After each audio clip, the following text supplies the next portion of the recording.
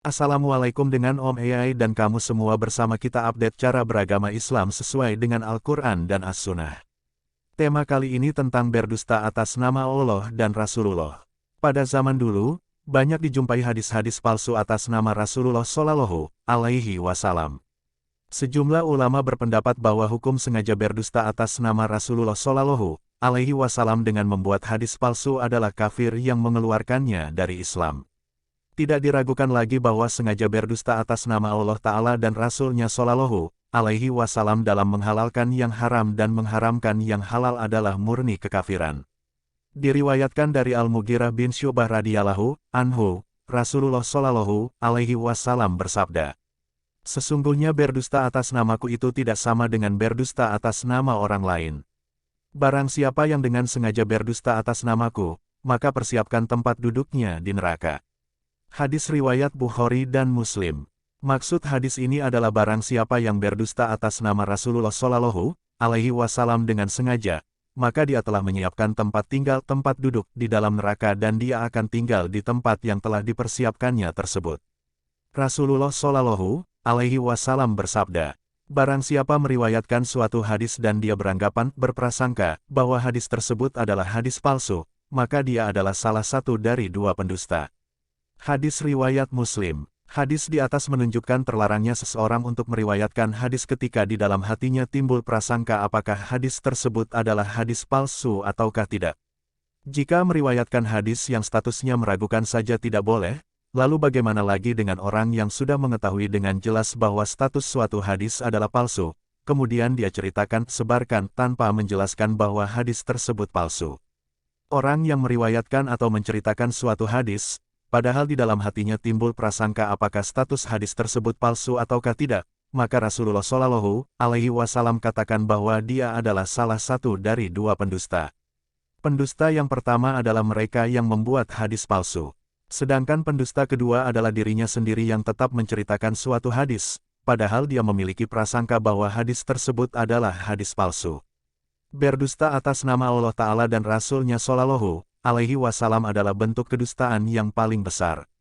Allah Ta'ala berfirman, maka, siapakah yang lebih zalim daripada orang-orang yang membuat-buat dusta atas nama Allah sehingga menyesatkan manusia tanpa pengetahuan? Sesungguhnya Allah tidak memberi petunjuk kepada orang-orang yang zalim. Quran Surat Al-An'am ayat 144. Orang-orang yang membuat-buat dusta terhadap Allah karena ingin menyesatkan manusia. Jika dimaknai semacam ini, maka konsekuensinya adalah seseorang boleh berdusta atas nama Allah Ta'ala selama tidak bertujuan untuk menyesatkan manusia. Hal ini karena berdusta atas nama Allah Ta'ala yang dilarang adalah berdusta atas nama Allah dengan tujuan untuk menyesatkan manusia. Sebagai contoh, jika membuat hadis palsu dengan tujuan menyemangati orang beribadah, maka hal itu tidak mengapa. Oleh karena itu, makna yang tepat dari ayat tersebut adalah bahwa akibat dari kenyataannya tersebut kepada Allah Ta'ala itulah yang menyebabkan manusia tersesat. Berdusta atas nama Allah Ta'ala dapat dibagi ke dalam dua kelompok. Pertama, mengatakan bahwa Allah Ta'ala berfirman demikian dan demikian, padahal Allah Ta'ala tidak berfirman seperti yang dia katakan. Kedua, menafsirkan firman Allah Ta'ala dengan seenaknya, berbeda dengan yang Allah Ta'ala kehendaki. Namun, jika seseorang menafsirkan bahwa makna ayat ini adalah demikian dan demikian, padahal makna dari ayat tersebut tidak seperti yang dikatakannya, maka kedustaan jenis kedua ini perlu dirinci. Rincian pertama, jika dia keliru, salah paham dalam menafsirkan ayat Al-Quran disebabkan karena kesalahan dalam ijtihad, maka hal ini dimaafkan. Hal ini karena Allah Ta'ala tidak membuat kesempitan dalam agama. Itulah kemampuan maksimal orang tersebut dan Allah Ta'ala tidak membebani manusia di luar batas kemampuannya. Rincian kedua, jika dia keliru dalam menafsirkan ayat Al-Quran disebabkan faktor kesengajaan, yaitu karena mengikuti hawa nafsu atau karena ingin menyenangkan suatu kelompok tertentu, maka dia dikatakan telah berdusta atas nama Allah Ta'ala. Demikian pula, berdusta atas nama Rasulullah Shallallahu Alaihi Wasallam dapat dibagi ke dalam dua kelompok. Pertama, mengatakan bahwa Rasulullah Shallallahu Alaihi Wasallam bersabda demikian dan demikian, padahal Rasulullah Shallallahu Alaihi Wasallam tidak pernah bersabda seperti yang diucapkannya. Kedua, menafsirkan hadis berbeda dengan yang Rasulullah Shallallahu Alaihi Wasallam kehendaki.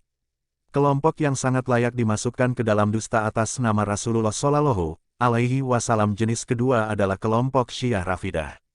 Syiah Rafidah merupakan kelompok sesat yang paling banyak membuat hadis palsu.